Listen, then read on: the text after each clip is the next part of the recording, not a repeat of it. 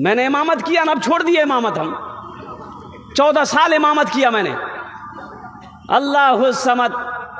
वो एक आदमी आया, मेरा मुक्तदी था, वक्त से पहले नमाज में आ गया, सलाम दुआ भी। हम बोले कहिए कैसे हैं, नहीं देख रहे हैं, गर्म हो गया हम पर कि आपको तो कोई काम है नहीं, आप तो सोए रहते हैं मस्जिद में, हम लोग काम वाला आदमी ना हैं।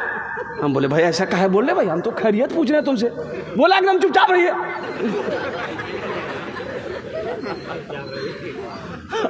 हम हुजरे में चले गए।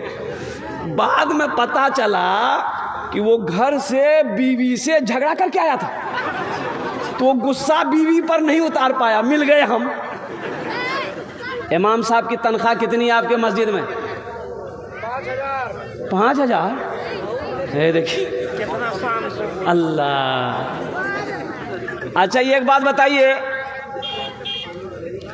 5,000 में आपका घर चलेगा?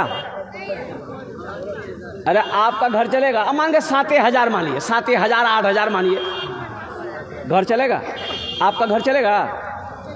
अरे बोलो ना भाई, काहे नहीं चलेगा? बीवी आपके पास है, बच्चा आपके पास है, माँ बाप भी है, आपका नहीं चलेगा। ये इमाम साहब कौन है? ये कहाँ से आया? इसका माँ बाप नहीं है, आसमान से टपक गया है। ये ब्याह नहीं करेगा? आप ब्याह करके घूमिए। इमाम साहब तस्बीह लेकर मस्जिद में अल्लाह अल्लाह करेगा खाली। बताइए। एक इमाम साहब ने सेक्रेटरी साहब से कहा कि सेक्रेटरी साहब यहाँ पैसा बढ़ा था, 7,000 हम नहीं है जी, 6-7 हमारा बच्चा है। तो सेक्रेटरी साहब कल के हमरा से पूछी बच्चा पैदा कर लाल पूछे को बात है। बोला सुना रहना छन तो रह, नहीं रहना छन अररिया के हाईवे फ्री जी जा। बेचारा मजबूर आदमी रह गए कि चलो अल्लाह इसी में बरकत देगा। कुछ दिनों के बाद सेक्रेटरी साहब का बेटा पढ़कर आया दिल्ली से, नौकरी नहीं मिल रही है। इमाम साहब से बोला सेक्रेटरी साहब के यहाँ जुमा छे ना, एकदम कस्सी के दुआ करी दिया हमारे बेटा अच्छा नौकरी मिली जाए। इमाम साहब कह लिए ठीक है करी दी।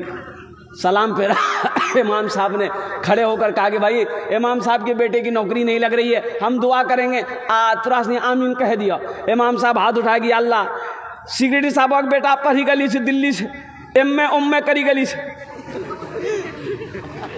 या अल्लाह इसको ऐसी नौकरी दिला दे जितनी तनख्वाह मेरी है उतनी तनख्वाह उसको भी करा दे। सेक्रेटरी साहब गरम भाग गए। सेक्रेटरी साहब गरम, ये कौन दुआ किया? ओ कुर्बान जाओ तेरा बेटा, ओ कुर्बान जाओ सेक्रेटरी साहब, ओ सदर साहब, तेरा बेटा मोमो खाए, तेरा बेटा चाउमीन खाए, तेरा बेटा पिज्जा खाए, इमाम का बेटा क्या खाएगा? भुइया।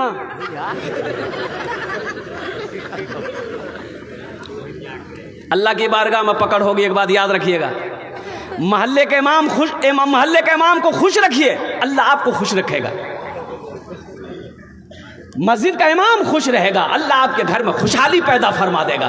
कभी मुसाफा कीजिए, नमाज के बाद 2-4 दिन के बाद 100-200 रुपया पॉकेट से निकाल कर मुसाफा के लिए इमाम साहब रख ले, चाय पान खा लिया। इससे क्या आप गरीब हो जाइएगा? उसका दिल खुश होगा। उसकी भी तो बीवी है, उसके भी तो बच्चे हैं, उनके भी ख्वाहिशात हैं, उनकी भी ज़रूरियात है भाई।